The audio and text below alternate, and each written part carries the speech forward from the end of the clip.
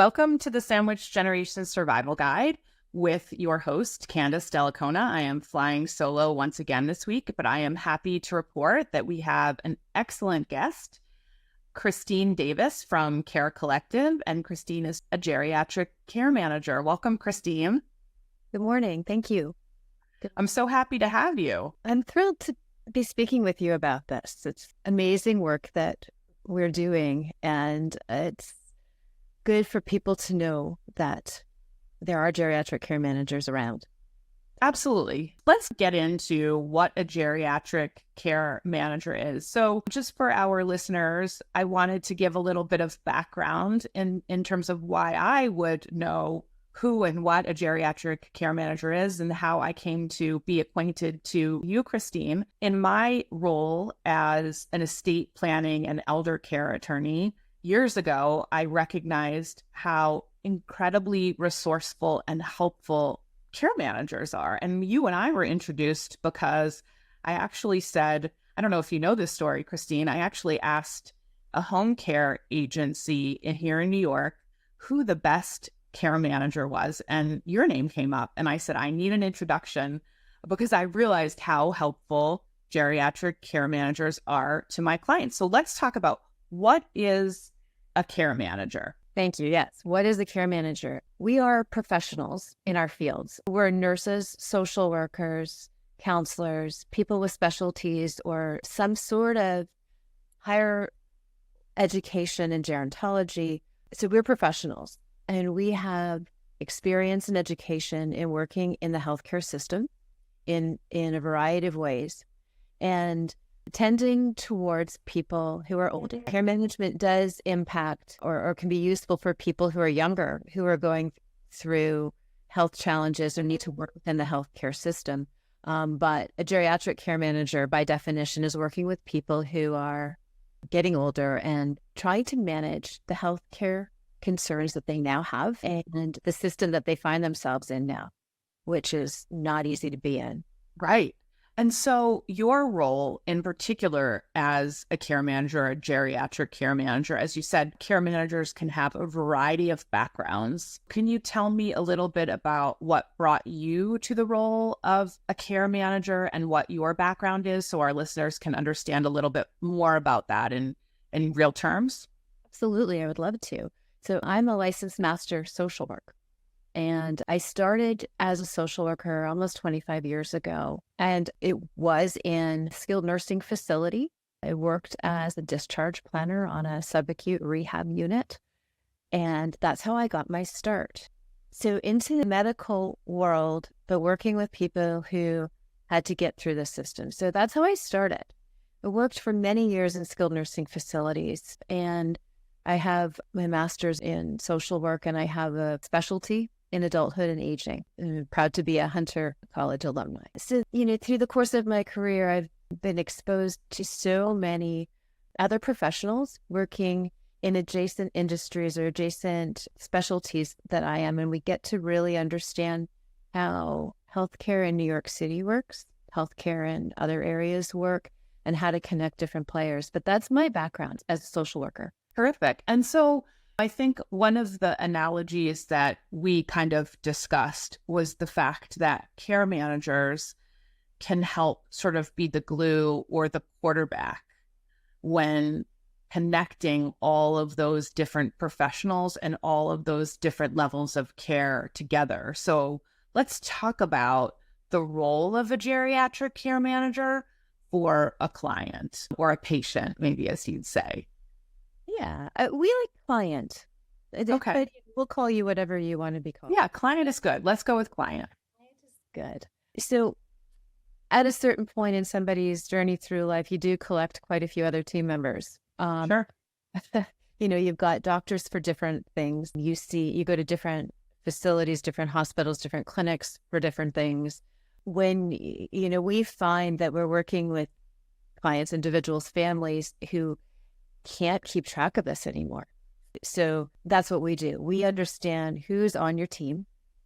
We can also have the ability to see down the field to see who gets the ball right now, who needs to work together over here, who needs to get specific information, medical. This professional speaking to this professional. And I think when you talk about the glue, I think that's our role as an advocate, and understanding who our client is as a person, what their priorities are, what's most important to them, that we can help their voice be heard. Yeah. So many times we have clients who say that nobody's listening to me. Yes. And they're not wrong. No, they're not. Right. They're not wrong. So that is a really sort of interesting point to bring up, and talking about who we're listening to and who the client is, and not allowing the client's voice to be lost both to the healthcare system and also perhaps within some kind of family construct. So you, as the care manager, from the logistics, I'm hearing, as you know, through your experience, let's say as a discharge planner and understanding the setting of home care, a geriatric care manager can come in and help coordinate. So let's talk about what that looks like. Someone falls and they break a hip and they go to rehab for a couple of days, and their mobility is not as great as it once was. Tell us about what a geriatric care manager can do in an actual scenario like that to help not only the client, but help the family be supportive of the client. That's a very good question.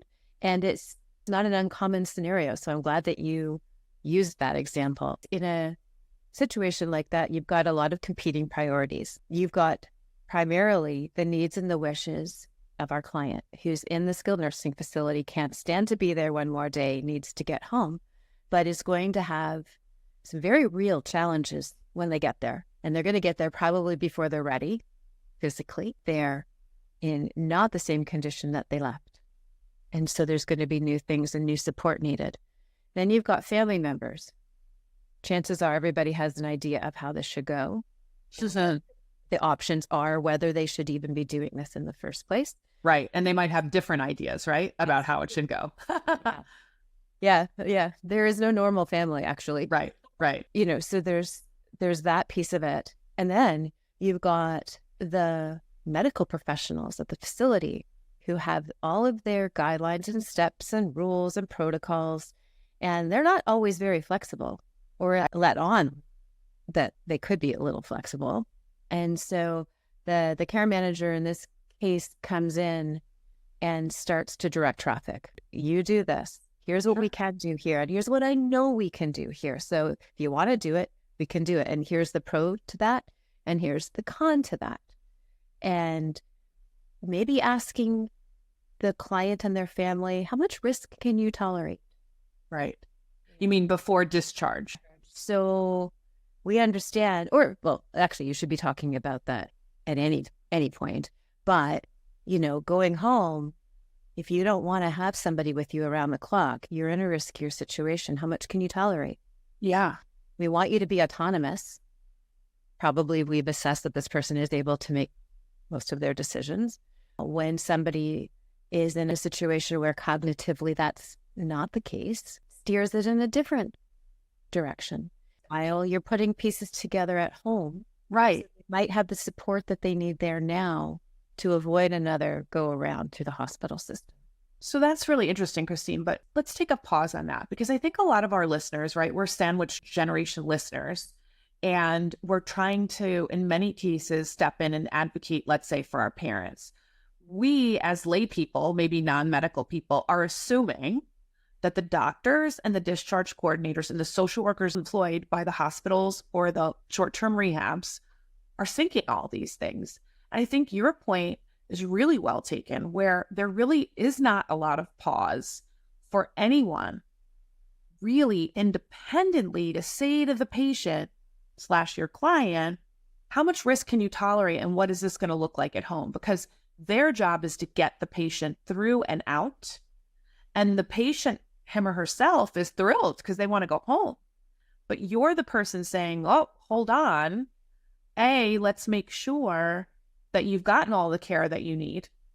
And we can get you as far as we can get you in terms of the rehab, right? And your improvement. And let's make sure you're safe at home. So that's a really important piece. I think that a lot of people like me wouldn't know. We're assuming that the professionals at the facility are checking all those boxes, when in reality, in many cases, no one is checking the boxes. Is that accurate? You're pretty close. Yeah. I mean, there is, having been in a similar role to discharge planners in hospitals and been a discharge planner in skilled nursing facilities, you do have to check boxes and you do have to show why your discharge plan is safe. Right. What you end up doing, and out of necessity, is having a conversation with a family that might not be very long. We're talking minutes. Sure. Not a lot of minutes, where you've just said, we recommend that she has 24-hour home care. So that's on you. And you go back to your note and you say, I advise the family that this is what they need to do. And then back to the family. And that's a big burden. It is. And so let's transition now when the client is able to be discharged and go home, the sort of amazing quarterback work that a care manager can provide in the home setting, both with the care and maybe the family dynamics. Do you want to talk about that a little bit and show how having a care manager can really ease everyone's burden and make sure that the person's cared for? Sure. That's where I love to be. So start on that day of discharge, or maybe the day or two before, when families getting bombarded with information about the things that they need to do now, and trying to parse it all out. There's so many different types of home care. And there's a lot of misconceptions about what's available and what's provided by Medicare. What is the difference between Medicare and Medicaid? I can have that conversation 1,000 times a day and not get tired of it, because people need to know. Sure. So what we'll do is we'll go in and start having conversations and answering questions. Well, this is what a certified home health agency does, and this is how they're covered by Medicare. And this is about what you can get from them. This care is not designed to go long-term. Right. This is designed to be very short-term, and you're going to get less covered by Medicare than you think. So let's prepare for that. And when that care is finished, let's be prepared for what comes next. So how are you going to get what you need afterwards? And we'll start to pull together for the family all of the options that we see that they have. Full of choices. This home care agency is private. This is what they cost. Here's what around-the-clock care looks like if you break it apart into 12-hour shifts, and here's the cost of that. We're not sure that your home is set up in a way that's going to go the distance here. Maybe we can make some adjustments. Let's talk about equipment. Let's talk about your area rugs. Wow. See, that is such a great resource, right? Where things that we wouldn't maybe think about. You're talking about really sort of granular issues that can have an impact on your client's ability to live well outside of the facility, right? It's actually day-to-day minutia that a lot of us just do without thinking about it. Sure. Yeah. But how is she going to get groceries? Yeah. How's Kate going to pay for the groceries? Well, we'll set up a special card for that. For every little thing that you didn't realize you didn't have together, we typically can find a solution for it. Yeah.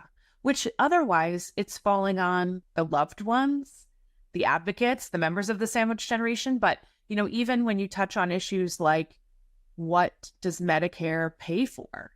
I can't tell you how many times clients say, well, I have Medicare. It should not be a problem. And it's a hard job to deliver not such great news. But I do think having someone like a care manager involved really does set the family up for success, and taking that quarterback role, because someone's got to do it and someone's got to coordinate. So why not a professional? So you talk about a care manager looking even at a carpet. And I think that's a really good example, a very small one, about anticipating needs too, right? And thinking about how you set that person up for success. One of the things that I suggest clients use a care manager for is coordinating and connecting the care, especially when they're not local. So can you talk about what that looks like and how you help a family that maybe isn't next door or a quick drive? Those are some of the most meaningful cases to us, because the stress that comes along with not seeing your loved one on a daily basis is stressful, but I'm sure that there's guilt there. You know, I should be doing more and I can't. Well, of course you can't. So we'll be your eyes and your ears. we're reachable anytime. And here's what we think needs to happen. And I don't think you need to come for this time, but now actually, yeah, I think you should come. I mean, that's an incredible resource, Christine, right? Because as non-medical people, you're someone who's been in the medical arena your entire career, and you've been in the healthcare setting. You've seen people when they're in a position where they may not be here for much longer, or they're quite sick, or they're quite afraid. But as a daughter or a son or as a neighbor who loves your next door neighbor and you're trying to advocate for them, the question about when to come and what to do, it's always nice to have a resource to look at somebody and say, should I come now? Am I right? Are my instincts right? So I'm sure a lot of those conversations lead in those directions, right? Absolutely. In fact, we hope that people can use us as a buffer between all the other questions that they might get from people. It's okay. My care manager is in touch with us constantly, and we always have an ongoing flow of information back and forth. So I feel like I'm there. As far as when somebody's condition is deteriorating, and there's so many things you can do to keep people happy and healthy, but ultimately we're only human. And so there is a lot of myths or misconceptions about what hospice care is. Sure. And when it's appropriate and what it offers. So we do a lot of advocacy and have a lot of conversations around that. Yeah. And demystifying the process, right? Absolutely. But I mean, I think communication too is key. So going back to whether it's distance or if people in the life of the client have different opinions about how things can go, how do you step in, or maybe what is a good suggestion for our listeners who are dealing with conflict in their role as an advocate, trying to do what's best for their parent? How do you help a family that is terrible at communicating under the best circumstances, but now they really have to communicate? What do you suggest? We will take some time to figure out who's who. Okay. Right. We will also, even before we figure out who's who, is we speak with our client. We'll hear from them, because ultimately they're the decision maker. Right. We understand what's important to them. Right. And so that way we can convey that information to the family members. So we can say, I know how important it must be to you to feel like she's safe, or that she's completely taken care of in this facility, and you want to bring her closer to you. That makes perfect sense to me. Here's what she's saying. How would you feel if she stayed where she was and lived with her choices? What would you need to feel okay with that? So you're sort of acting as a translator, it sounds like, in many ways, to try to make sure that everyone is hearing what all the parties are feeling. Is that right? Translator, mediator, yeah, counselor, advocate for everybody. What about let's talk about the case, which are often your cases, where you have a client who has a memory impairment issue or doesn't have the capacity to articulate what their wishes are. And you have two family members that have very different ideas about what should happen. What's your suggestion on how to broker peace between those two parties? Well, I think that we walk into situations understanding that sometimes peace is not possible. Maybe that's not our goal. Maybe you can't make everybody happy, but you have to do what's in the best interest, in the big picture, for the client. I love that. Sometimes peace is not possible. If you can get it, I love that. That's be happy. Sure. Realistic expectations, though. That's what we're going for. I can't make everybody happy all the time, but I can make people safe, cared for, and mostly happy. Okay. Fair. Yeah. It does, though, really shine a light on how important it is to have prepared things. Okay. True. Have prepared a power of attorney, a healthcare policy, a living will, so that when when that conflict shows up, there's a document to go back to say, your dad really spelled it out here, and our role is to follow this. Yes. Because that's how we honor him. Yes. So that's a really good bit of information for our listeners, right? Where you're going into it knowing that peace may not be possible, but you have to think about what your loved one articulate it, whether it's something they said to you in the past or if it's in a document, and let's try to follow that. Yeah. Right.